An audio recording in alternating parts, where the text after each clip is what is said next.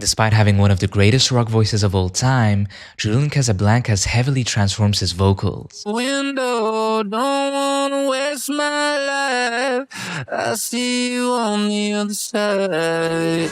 When asked about why he applies autotune effects and transforms his voice so much, part of his answer is that it allows him to access secret notes. I like both.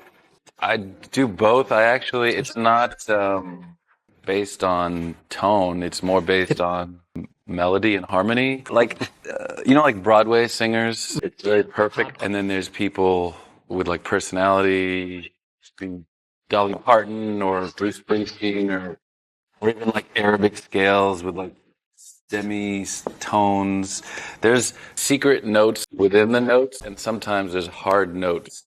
When he mentions those secret notes, for me it's like how it allows him to shift the melody on like a split second, including big jumps between those very short notes, sometimes within the same syllable.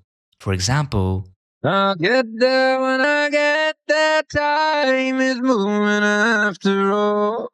Everything's recorded, but nothing can be recalled. now if we slow it down, we get this. I'll get there when I get there, time is moving after all.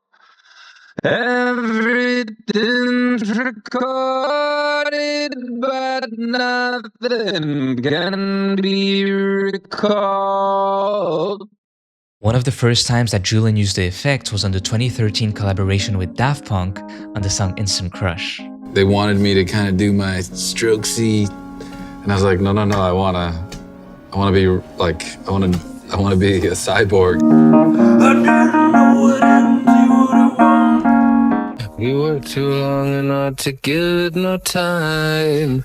You see right through me, it's so easy with lies. Cracks in the road that I would try and disguise.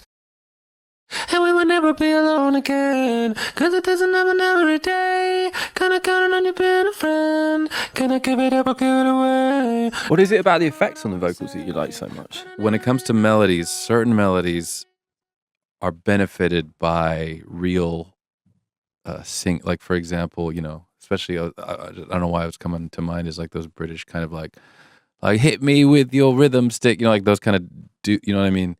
You can't, if you put autotune on that, it'll sound like garbage because it's like the personality, it's almost not a note, and then but then certain melodies on the flip side of that, I noticed, years ago is when it started, they wouldn't even be that good, but then somehow like Broadwaying them, like auto-tuning them was just like, whoa, that actually has its own thing. So I kind of run every melody almost through the test, and some are good without and some are good with.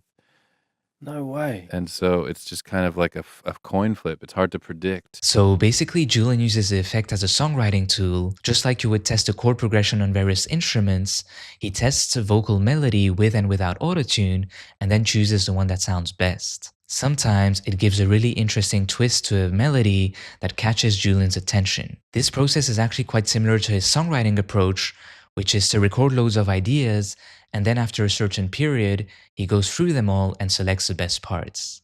Well, I have it all recorded on like a little recording device. I don't keep all of it, no. Only probably about 5% of it is any good, really, or good enough. I have thousands of files that I'm just constantly going through, and what I thought was great sometimes was mediocre, and things that I just did once and totally forgot about were actually better.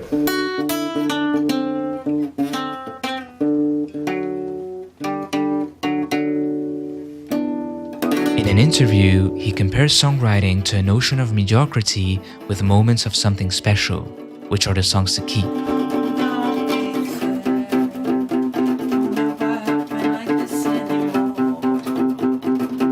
For me, the autotune effect can be like hit or miss. I think on the outro of like Falling Out of Love, it works really well. And maybe it's because like that initial melody already has that kind of melancholic vibe to it, and somehow the autotune enhances that feeling. Kind of like how in 2001 Space Odyssey, the computer HAL strangely conveys more emotion than the humans do.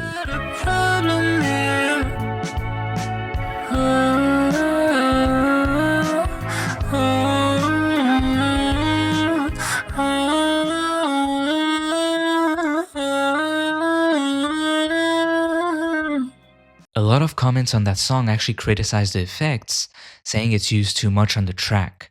But the thing is, Julian always explores new directions in his music, and transforming his vocals in weird ways is just a part of that. In an interview from 2017 with The Voids, he said, "I don't understand some of those people from the old school who grew up loving the Strokes and are now criticizing the new exploration. I wrote all those songs that you love, and now you don't want me to change? I don't know, I respect the opinion, but I also don't give a f. I want to be positive and I want people to enjoy it. I'm trying new things that I think are interesting."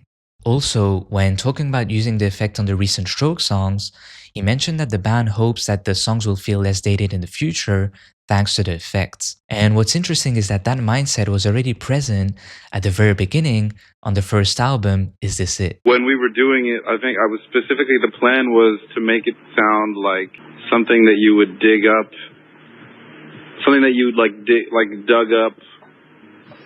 Either you dug up something in like 100 years, and it was like, you know, some album that you'd never heard that was way ahead of its time, or something that you like found from like the 60s that sounded way ahead of its time. Like one of those, we had like two ways of looking at it, where it was like this weird undiscovered dusty tape found in a vault of like some band that kind of didn't belong in its own era. So I think we were influenced by like things that sounded futuristic to us and things that sounded classic.